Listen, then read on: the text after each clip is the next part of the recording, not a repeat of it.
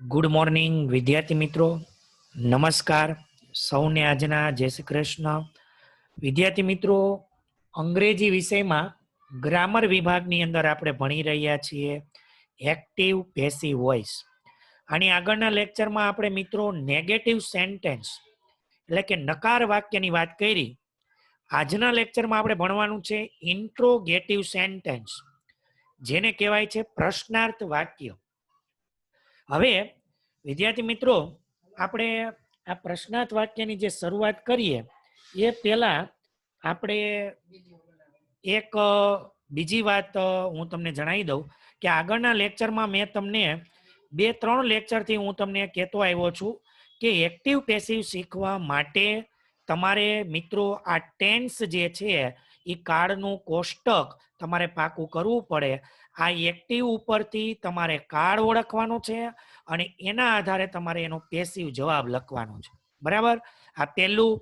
ત્યારબાદ બીજી વસ્તુ તમારે જે તૈયાર કરવાની છે પાકી, એ છે વાક્ય રચના. આ બધી વાક્ય રચના તમને મિત્રો આવડવી જોઈએ. આજે આપણે દાખલા તરીકે પ્રશ્નાર્થ વાક્ય ભણવાના છીએ, તો પ્રશ્નની વાક્ય રચના એ તમને કડકડાટ આવડવી જોઈએ. બધા પ્રશ્ન વાક્યની અંદર આ વાક્ય રચના તમારે બોલતા જવાનું, જવાબ લખતા જવાનું, તો 100% તમારો જવાબ સાચો પડશે. એક પણ વાક્ય ખોટું પડશે નહીં, નહીં ને નહીં. પણ એના માટેની શરત એ છે મિત્રો, તમને વાક્ય રચના અને કાળનું કોષ્ટક આવડવું જોઈએ. તો વાક્ય રચના પ્રશ્નમાં પહેલા ટુ બી, પ્રશ્નની વાક્યની શરૂઆત ટુ બી થી થાય. બરાબર છે? આગળ જે વિધાન અને નકાર હતા એમાં કર્મ આવતું હતું. પ્રશ્ન વાક્યની શરૂઆત પહેલા ટુ બી, કર્મ, V3, બાય, કરતા, અન્ય શબ્દ અને પ્રશ્નાર્થ ચિહ્ન. બરાબર? ફરીવાર એક વાક્ય રચના હું બોલી જાઉં. ટુ બી, કર્મ, V3, બાય, કરતા, અન્ય શબ્દ. બરાબર છે? તો ચાલો મિત્રો, આપણે આજે પ્રશ્નાર્થ વાક્ય એના આપણે ઉદાહરણ એક્ઝામ્પલ આજે વાક્ય જોવાના છે. તો શરૂઆત કરીએ. હવે આગળના લેક્ચરમાં આપણે એવું ભણ્યા કે એક્ટિવમાંથી પેસિવ કરવા માટે સૌથી પહેલામાં પહેલું કામ તમારે 3 વસ્તુ વાક્યમાં શોધવાની છે. કઈ 3 વસ્તુ? તો કે ક્રિયાપદ, કર્મ અને કર્તા. બરાબર? તો સૌથી પહેલામાં પહેલું બધા વાક્યમાં તમારે પહેલું કામ ક્રિયાપદ શોધવાનું. તો હવે ક્રિયાપદ તમને શોધતા આવડી ગયું છે. પહેલા વાક્યમાં ક્રિયાપદ કયું છે મિત્રો?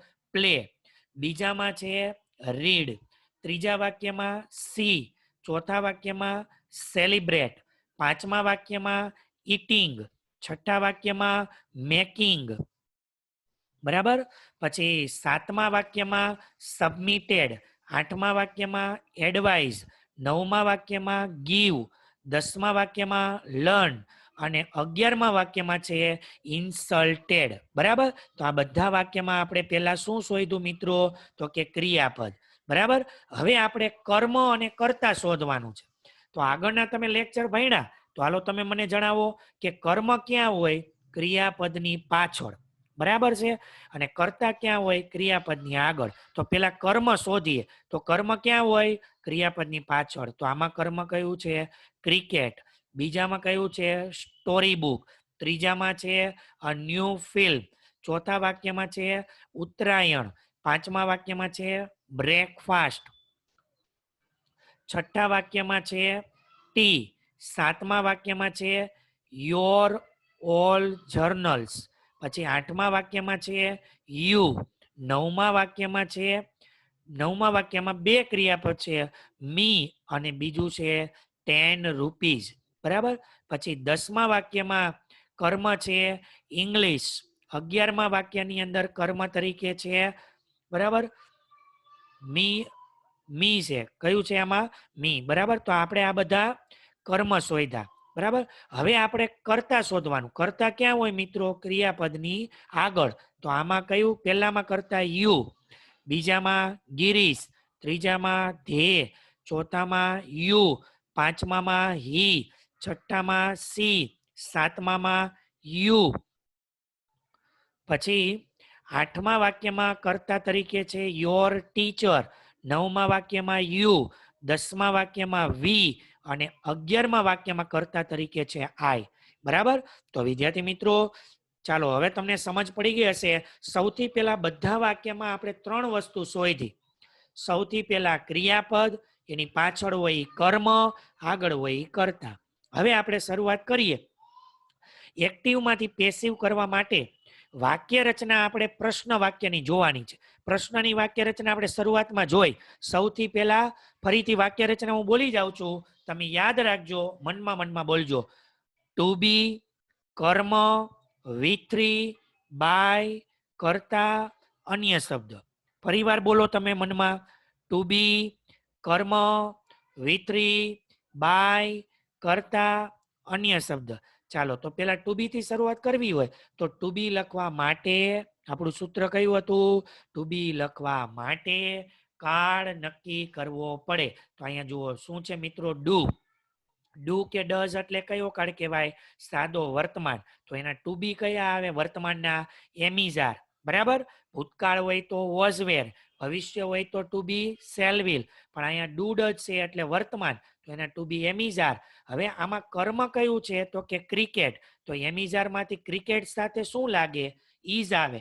એટલે અહીંયા જુઓ ટુ બી આવ્યું ઈઝ, પછી કર્મ, વાક્ય રચના બોલતા જાઓ. ટુ બી, કર્મ, કર્મ ક્રિકેટ. બરાબર? અહીંયા લઈ આવ્યા કર્મ, પછી V3, તો V3 પ્લે નું શું થઈ જશે? પ્લેડ. V3 પછી બાય, બાય પછી કર્તા, કર્તા કોણ છે? યુ, તો યુ નું યુ, અને પ્રશ્ન વાક્યનું પ્રશ્નાર્થ, પ્રશ્નાર્થ ચિહ્ન. બરાબર? તો આ આપણું પેશિવ થઈ ગયું. Is cricket played by you. બીજું વાક્ય, does Girish read story book every day. તો જુઓ હવે પેલા ટુ બી લખવું છે તો કાળ નક્કી કરવાનો. ડુ ડઝ એટલે વર્તમાન, તો અહીંયા ટુ બી એમિઝાર આવે. જો અહીંયા ડીડ હોય તો અહીંયા વોઝવેર આવે. સેલવિલ હોય તો અહીંયા સેલવિલ આવે. હવે ડુ ડઝ એટલે એમિઝાર, પણ આમાં કર્મ કયું છે?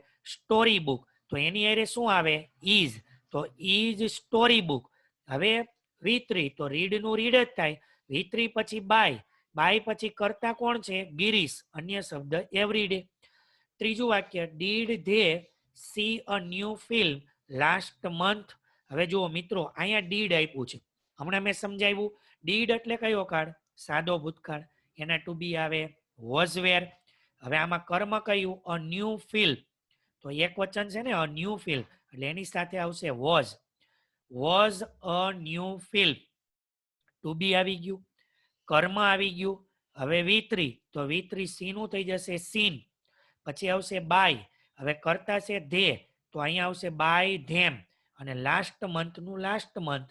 ચોથું વાક્ય, will you celebrate Uttarayan in the school. તો જુઓ વિલ છે એટલે ભવિષ્યકાળ, તો વિલ નું વિલ જ રહે. હવે કર્મ કયું? ઉત્તરાયણ, તો ઉત્તરાયણ. હવે ભવિષ્યકાળમાં shall will plus be plus V3, તો અહીંયા બી આવી ગયું. સેલિબ્રેટ નું V3 સેલિબ્રેટેડ. V3 પછી બાય અને કરતા, તો કરતા છે યુ, તો અહીંયા આવશે બાય યુ. અન્ય શબ્દ ઇન ધ સ્કૂલ, તો અહીંયા ઇન ધ સ્કૂલ. પાંચમું વાક્ય, ઇઝ હી ઇટિંગ બ્રેકફાસ્ટ નાવ. હવે કાળ ઓળખવાનો, તો અહીંયા જુઓ ઇઝ ઇટિંગ એમિઝાર પ્લસ આઈએનજી, તો ઈ કયો કાળ કહેવાય મિત્રો? ચાલુ વર્તમાન. આઈએનજી એટલે ચાલુ કાળ હોય. એમિઝાર પ્લસ આઈએનજી હોય તો ચાલુ વર્તમાન, અને વોઝવેર પ્લસ આઈએનજી હોય તો ચાલુ ભૂતકાળ. બરાબર? તો અહીંયા ઇઝ હોય તો ઇઝ આવશે. હવે અહીંયા ઇઝ નું ઇઝ, બરાબર, પછી એમિઝાર, પછી કર્મ. તો હવે જુઓ કર્મ તરીકે લખ્યું છે બ્રેકફાસ્ટ. બરાબર? કર્મ તો એમિઝાર પ્લસ બીઈંગ પ્લસ V3, તો અહીંયા V3 ઇટિંગ નું થઈ જશે ઇટન.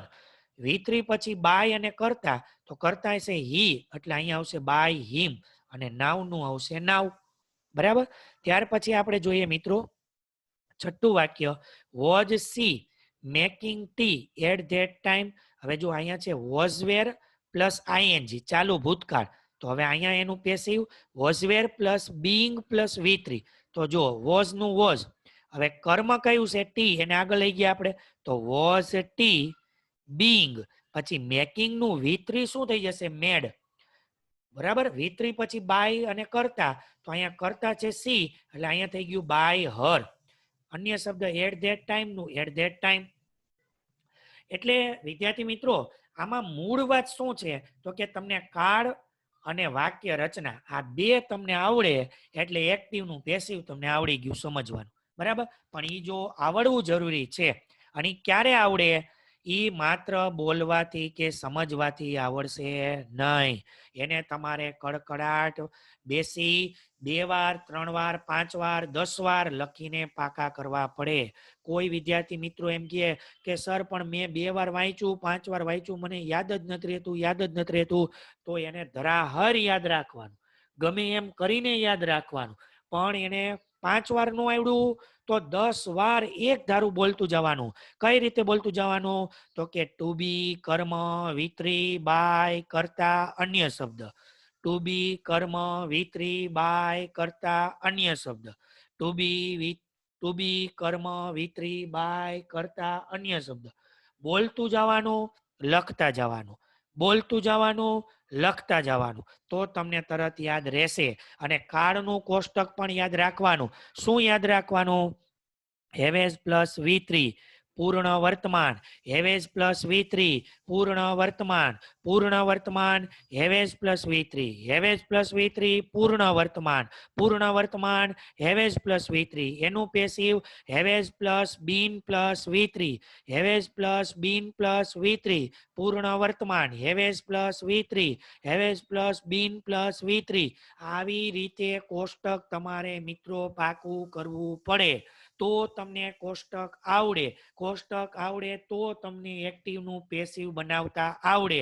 નહીતર એક્ટિવ પેસિવ તમે ગમે એટલા વાક્ય શીખો, માત્ર જોવાથી સાંભળવાથી સમજવાથી આવડશે નહીં નહીં નહીં. પણ એના માટે તમારે પાકા કરવા પડે. શું પાકું કરવું પડે? કાળનું કોષ્ટક, વાક્ય રચના, પછી તમારે જવાબ, અને પછી તમારે આ એક્ટિવ પેસિવ ભણવા શીખવું પડે. આગળ જોઈએ વિદ્યાર્થી મિત્રો, જો આટલું બધું તમને મેં સમજાવ્યું એનું કારણ એક જ માત્ર છે કે એ તમને આવડે તો જ આ બધું વસૂલ થાય. બરાબર. 7મું વાક્ય આપણે જોઈએ. Have you submitted your all journals? જો મિત્રો અહીંયા હેવેઝ પ્લસ V3 પૂર્ણ વર્તમાન કહેવાય. હવે આનો કર્મ છે યોર ઓલ જર્નલ્સ, એટલે એની અરે હેવ આવે તો હેવ યોર ઓલ જર્નલ્સ કર્મ, પછી બીન, પછી V3 આવશે સબમિટેડ, V3 પછી બાય અને કરતા, કરતા છે આમાં યુ એટલે આવશે બાય યુ. 8મું વાક્ય. Had your teacher advise you earlier? Had plus શું છે આમાં V3 એટલે કયો કાળ કહેવાય બોલો? પૂર્ણ ભૂતકાળ. બરાબર. હવે આમાં કર્મ કયું છે? યુ, તો અહીંયા હેડ યુ, પછી બીન, એડવાઇઝ નું V3 એડવાઇઝડ, V3 પછી આવશે બાય, કરતા કોણ છે? યોર ટીચર એટલે બાય યોર ટીચર, અર્લિયર નું અર્લિયર. બરાબર. ત્યાર પછી આપણે મિત્રો જોઈએ 9મું વાક્ય. Would you give me 10 rupees? હવે જો મિત્રો અહીંયા વુડ આપ્યું છે. વુડ એટલે એને કહેવાય મોડલ ઓક્ઝ્યુલરી. મોડલ ઓક્ઝ્યુલરી કયા કયા કહેવાય?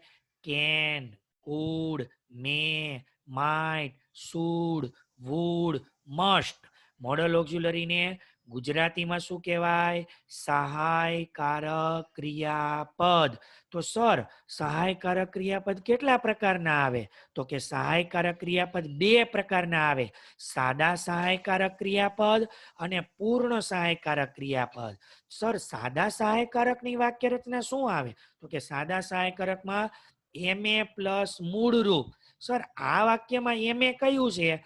વુડ, અને મૂળ ક્રિયાપદ ગીવ.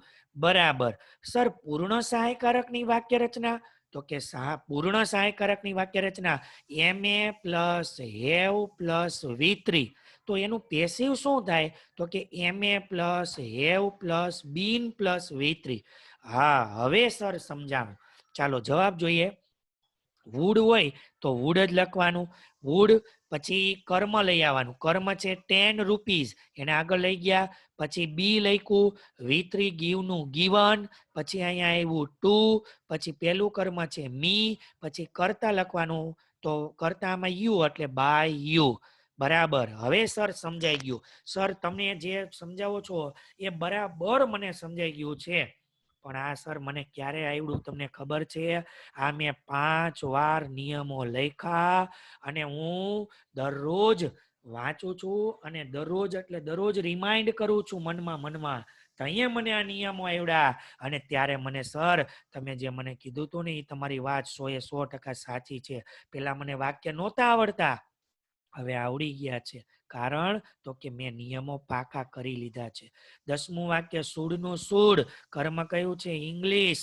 ઇંગ્લિશ પછી have has, English MA plus have plus been plus V3, તો હેવ બીન. લર્ન નું આવશે લર્ન, અને પછી કરતા તો કે અહીંયા વી છે એટલે બાય અસ. અને છેલ્લું વાક્ય having insulted me once I did not go there. Having plus V3 એટલે પૂર્ણ કૃદંત. તો પૂર્ણ કૃદંત આમાં મી છે કર્મ, આગળ લઈ જાઓ એટલે કરતા. તો આઈ હેવિંગ બીન ઇન્સલ્ટેડ વન્સ, પાછળનું અલ્પ વિરામ પછી એમનું એમ જ રહે, I did not go there. તો વિદ્યાર્થી મિત્રો, આ હતા આપણા પ્રશ્નાર્થ વાક્ય. બરાબર છે?